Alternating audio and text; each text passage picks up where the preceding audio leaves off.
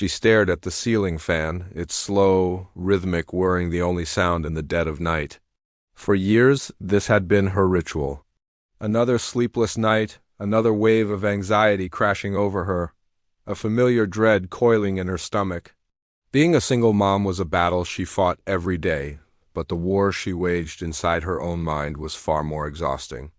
Tonight, the panic felt different, heavier. A voice in her head whispered a terrifying question. What if this feeling never goes away? What if this is all my life will ever be? It was a thought so chilling it spurred her into action. At 3 a.m., bleary-eyed and desperate, she typed a single phrase into her search bar. Help for constant anxiety. That's when she first saw the name. Dr. Heartwell. Dr. Heartwell wasn't a typical therapist. His website was simple, filled not with clinical jargon but with stories of people just like her. People who had felt lost in a fog of worry and had found their way out. The testimonials spoke of a unique approach. Something about understanding the root of anxiety, not just managing the symptoms. Skeptical but with nothing to lose, she booked a virtual consultation. The next day, a kind, calm face appeared on her screen. He wasn't what she expected. He didn't ask her to rate her anxiety on a scale of 1 to 10. Instead, he asked about her son, about the last time she truly laughed, about what she used to dream of before the worry took over. It felt less like therapy and more like a conversation with an old friend who could see right through her. He explained that anxiety often isn't just a chemical imbalance but a learned response, a habit our brain gets into. He called it the anxiety loop. A trigger happens, the brain sounds a false alarm, and we react with fear, which trains the brain to sound the alarm even louder next time. The key, he said, his voice gentle but firm, is not to fight the feeling but to change your relationship with it. He gave her a simple, almost ridiculously easy task. The next time she felt a wave of panic, she wasn't to distract herself or try to suppress it. She was just to notice it. Acknowledge it, name it, there's that anxious feeling again, and then, instead of panicking about the panic, she was to gently redirect her attention to the world around her. Notice the color of the curtains, the taste of her coffee, the sound of her son's laughter from the other room. The first few times, it felt impossible. The anxiety was a tidal wave, demanding all her attention, but she persisted. "Hello, anxiety," she'd say under her breath, a small secret act of defiance.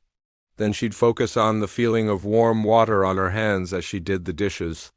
Slowly, almost imperceptibly, something began to shift. The waves of panic still came, but they didn't knock her over anymore. They were just waves. They would rise and then they would fall. She was learning to be the surfboard, riding the waves instead of being pulled under by the current. She started to notice small moments of peace, slivers of quiet in her once chaotic mind. A genuine smile while playing with her son, a moment of appreciation for a beautiful sunset. They were fleeting, but they were there. One afternoon, a call from her son's school sent her heart into its familiar frantic rhythm. The old script began to play in her head. What's wrong? Is he hurt? Did I do something wrong? But this time, a new voice chimed in. It was Dr. Heartwell's. Notice the feeling. Now, what's real? She took a deep breath. She acknowledged the jolt of fear. Then she picked up the phone. It was just the school nurse calling to say her son had a minor scrape on his knee. The relief was immense, but what followed was even more profound, a realization. The catastrophe she had imagined for years in these moments had never actually happened. The real source of her suffering wasn't the potential problems, but the constant, exhausting anticipation of them. Her anxiety wasn't protecting her. It was imprisoning her. This was the first major turning point, but the path to peace wasn't a straight line. Weeks later, a new challenge arose. Her ex-husband, a source of significant past trauma and a major trigger for her anxiety, reached out unexpectedly. The message sent an electric shock of panic through her system, more intense than anything she had felt in months. All the old fears, the feelings of powerlessness, came rushing back. She felt herself slipping, the old habits of worry and fear pulling her back under. It felt like all her progress had been for nothing. Defeated, she considered canceling her next session with Dr. Heartwell, too ashamed to admit she had failed. But a tiny flicker of her newfound strength urged her to show up. She confessed everything to him, her voice cracking. "I thought I was better," she whispered, "but I'm right back where I started." Dr. Heartwell listened patiently. When she finished, he didn't offer sympathy. He smiled. "This is not a failure," he said. "This is the final exam. And you're ready for it?" He explained that recovery isn't about never feeling triggered again. It's about what you do when you are. He said, "Your anxiety is telling you an old story about who you used to be. You get to decide if you want to keep listening to it." He then revealed the core of his method. It wasn't just about noticing the anxiety. It was about consciously choosing a different response. A response based not on fear, but on self-compassion and strength. He told her, "Your power lies in the space between the trigger and your reaction." Armed with this new perspective, she looked at the message again. The fear was still there, a low hum beneath the surface. But this time, she didn't react automatically. She sat with the discomfort. She reminded herself, "This feeling is a memory. It is not my reality now." Instead of spiraling into what-ifs, she asked herself a different question. What does the woman I want to be do right now? The answer was clear. She wouldn't engage in a fight. She wouldn't retreat in fear. She would respond calmly, briefly, and set a firm boundary. She typed a simple, polite response that protected her peace, and then, most importantly, she put her phone down and took her son to the park.